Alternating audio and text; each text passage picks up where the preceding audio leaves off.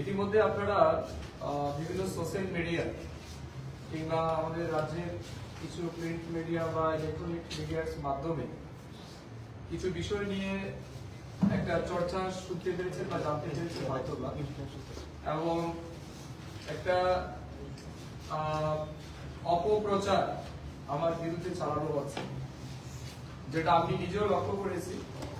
এবং বিশেষ করে বিরোধী রাজনৈতিক দলের নেতারা, ইভেন আমাদের রাজ্যের বিরোধী দলনেতা জিতেন চৌধুরী থেকে শুরু করে কংগ্রেসের যিনি সভাপতি, তারা সবাই এটার উপর কমেন্ট করেছে। তো আমার মনে হয়েছে যে এটা আমার দায়িত্ব এই বিষয়ের উপর আমার স্ট্যান্ড পয়েন্ট রাখা। এক্স্যাক্টলি কি হয়েছে বা কি বিষয়, এই বিষয় নিয়ে আমার মনে হয়েছে যে রাজ্যবাসীর সামনে আমার বক্তব্য রাখা উচিত এবং আসল সত্যটা কি সেটা রাজ্যবাসী জানা উচিত। আমি সাংবাদিক বন্ধুদের মাধ্যমে রাজ্যের সমস্ত শুভবুদ্ধি সম্পন্ন মানুষের কাছে আবেদন রাখবো, আজকের এই প্রেস বার্তায় যারা শুনছেন আসল বিষয়টা কি এই সম্পর্কে যাতে দয়া করে আপনারা একটু অ্যাটেনশন দেন, এটা আমার আবেদন। বিষয় হচ্ছে, গত 2 মাস যাবত একটা ফেসবুক চ্যানেল, ওয়েব চ্যানেল, সম্ভবত সমাচার নামে কিছু একটা চ্যানেল হবে, রাষ্ট্রীয় সমাচার, সেই চ্যানেলের সম্ভবত যিনি মেইন রয়েছেন একজন ভদ্রমহিলা নিবেদিতা চক্রবর্তী, তিনি আমাকে 2 মাস যাবত ফোন করছেন যে তিনি আমার একটা ইন্টারভিউ নিতে চান। তো বিভিন্ন ব্যস্ততার কারণে সময় হয়ে উঠেনি, আমি দিতে পারিনি। তিনি প্রতি সপ্তাহে 2-3 বার করে আমাকে ফোন করেছেন যে উনি ইন্টারভিউ নিতে চান, এবং সে অনুযায়ী গত শনিবার দিন বিকেল বেলা আমি ওনাকে সময় দিয়েছি সন্ধ্যার সময় ইন্টারভিউ নেওয়ার জন্য। সে অনুযায়ী তিনি এসছেন আমার ইন্টারভিউ নেওয়ার জন্য। সম্ভবত ওনার সাথে ওনার হাজবেন্ড এবং ওনার মেয়ে ছিল, ওরা 3 জন মিলে এসে ইন্টারভিউর জন্য এসেছে আমার কাছে। 35 থেকে 40 মিনিটের তারা ইন্টারভিউ নিয়েছে। ইন্টারভিউ আমাদের রাজ্যের বিভিন্ন চলমান উন্নয়ন সম্পর্কে, আমাদের সরকারের বিরুদ্ধে আনা বিভিন্ন প্রশ্ন বামপন্থীদের দ্বারা যেগুলি রয়েছে সেই প্রশ্ন তিনি আমার কাছে করেছেন। রাজ্যের বেকারদের জন্য সরকার কি করছে সেই সম্পর্কে আলোচনায় তিনি প্রশ্ন রেখেছেন। 10,330 এর সম্পর্কে প্রশ্ন রেখেছেন, ভিশন ডকুমেন্ট সম্পর্কে প্রশ্ন রেখেছেন, ইভেন আমার দপ্তর সম্পর্কে প্রশ্ন রেখেছেন। সমস্ত বিষয়ের প্রশ্নের উত্তর কিন্তু আমি সেই ইন্টারভিউতে দিয়েছি। সে অনুযায়ী ইন্টারভিউ যখন শেষ হওয়ার পরে ওনারা হাজবেন্ড এন্ড ওয়াইফ দুইজন দাঁড়িয়ে প্রায় 5 মিনিট আমার সম্পর্কে প্রশংসা করলেন যে আপনি অত্যন্ত ভালো বলেছেন এবং আপনার যথেষ্ট সাহস আছে, আপনি অনেক সাহসিকতার সহিত অনেক সুন্দরভাবে উত্তরগুলি দিয়েছেন, অনেকেই দিতে চায় না, এই জন্য আমরা আপনার কাছে এসে এরকম বিভিন্ন নানা প্রশংসাসূচক বক্তব্য ওনারা 4-5 মিনিট আমার সম্পর্কে করেছেন। শেষ করে আমি তাদেরকে অফার করলাম চা খাবেন কিনা, চা মিষ্টির জন্য অফার করলাম। তারা শেষ পর্যন্ত বললেন যে স্যার আমরা চলে যাব, তবে ওনাদের একটা রিকোয়েস্ট আমার কাছে যে স্যার আমাদের আইসিইউ ডিপার্টমেন্ট থেকে কোনো রকমের টাকা আমরা পাই না, আমাদের সোর্স অনেক কম এবং আমাদের খুব কষ্ট করে সংসার চালাতে হয়।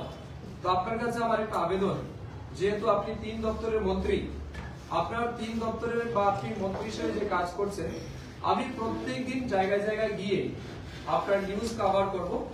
বিনিময়ে আপনার কাছে আমরা বিয়ে করতে চাই, বছরে আপনি আমাদেরকে 5-7 লাখ টাকার মতো অ্যারেঞ্জ করে দিন, তাহলে আমি প্রত্যেক দিন আপনার নিউজ আমি কভার করবো নিজে ফিজিক্যালি।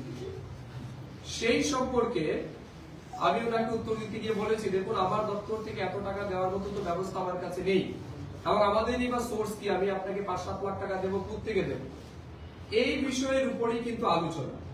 কিন্তু সবচেয়ে মজার বিষয় হচ্ছে, আমি আপনাদেরকে বলছি, আপনারা সেই নিউজটা যদি দেখবেন উনি কিন্তু যখন আমার সাথে ইন্টারভিউ নিয়েছিলেন উনি কিন্তু আমার পাশের চেয়ারে বসা, এবং যে জায়গাটা তিনি কাট করে সেটাকে অ্যাড করেছেন সেই জায়গায় কিন্তু তিনি আমার পাশে বসা নেই। এটা সম্পূর্ণ আলাদাভাবে ইনফরমাল কথা চলছিল সেই সময়। আমার প্রশ্ন থাকবে সেই সাংবাদিকের কাছে, আমি ওনাকে এর আগে কখনো দেখিনি, চিন্তাও না, উনি যেভাবে এসছেন, যেভাবে আমার প্রশংসা করলেন, উনি অফার করলেন বা উনি আমার কাছে দাবি রাখলেন যে 5-7 লাখ টাকা ওনাকে দেওয়ার জন্য বছরে উনি প্রত্যেকদিন আমার নিউজ করবেন, সেই প্রশ্নের উত্তর দিতে গিয়ে আমি বলেছি যে আমার কি সোর্স আছে, আমরা অনেক সময় অনেক লোক আসে বিভিন্ন চিকিৎসার জন্য আসে, বিভিন্ন সমস্যা নিয়ে আসে লোক, আমরা একে তাকে বলে অনেক সময় বলি ভাই একটু সাহায্য করো। এইভাবে আমাদেরকে ম্যানেজ করতে, আমি যতটুকু পারি নিজের দিকে সেটা করি, তার বাইরে একে তাকে ধরে কিছুটা ম্যানেজ করার কথা বলি। আমার প্রশ্ন হচ্ছে তিনি যে সোর্সের বিষয় নিয়ে প্রচার করলেন বা সেটাকে বিক্রি করলেন সিপিএম এর পেজে বা সিপিএম দলের কাছে, আমি আবেদন করব আপনার আজকের এই সাংবাদিক সম্মেলনের মাধ্যমে, যদিও এটা ইনফরমাল ডিসকাশন ছিল, ইন্টারভিউ শেষ তারপরে বসে কথা, লুকিয়ে তিনি ক্যামেরা করেছেন। তো লুকিয়ে যেহেতু ক্যামেরা করেছেন, তার 13 বছরের মেয়েকে দিয়ে বা 13-14 বছর সম্ভবত মেয়ে হবে, আমি বলছি দয়া করে আপনি পুরো ভিডিও ক্লিপটা প্রকাশ করুন।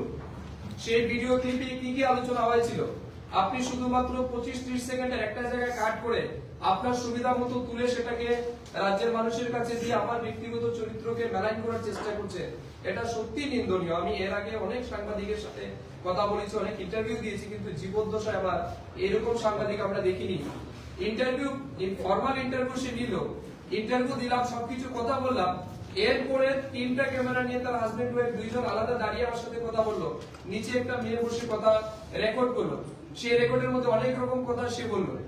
সে আমাদের রাজ্যের বিশিষ্ট 2-3 জন বিধায়ক সম্পর্কে, বিরোধী দলের বিধায়ক সম্পর্কে বাজে কথা সে বললো, আমাকে বললো যে আমি তো বলেছি, কিন্তু সেগুলি প্রকাশ না করে শুধুমাত্র তার সুবিধা অনুযায়ী 25-30 সেকেন্ডের বিষয়গুলি তিনি তুলে ধরলেন। আমার প্রশ্ন থাকবে, এমন কি তিনি প্রশ্ন করলেন যার উত্তর দিতে গিয়ে আমি এই কথাটা বললাম, তিনি প্রশ্নটা শোনাবেন না?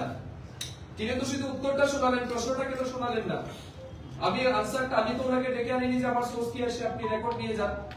তিনি এসেছেন, অনেক প্রশ্ন করেছেন, তার মধ্যে এটাও একটা প্রশ্ন করেছেন যে স্যার আমাকে 5-7 লাখ টাকা অ্যারেঞ্জ করে দিন। তো আমার বক্তব্য হচ্ছে আপনি আপনার প্রশ্নটাকে কাট করলেন, সেটা ডিলিট করলেন, আর আনসারটাকে শুধু ইয়ে করে আপনি মার্কেটে বিক্রি করলেন। এটা আমার মনে হয় ব্যক্তিগত চরিত্রের উপর মানে কিভাবে হেয় প্রতিপন্ন করা যায় তারই একটা চক্রান্ত, এবং নিঃসন্দেহে সেটা কমিউনিস্ট পার্টির হয়তোবা স্পন্সর কি হবে আমি জানি না, তবে আমি সেই সংবাদের সম্পূর্ণরূপে নিন্দা করছি।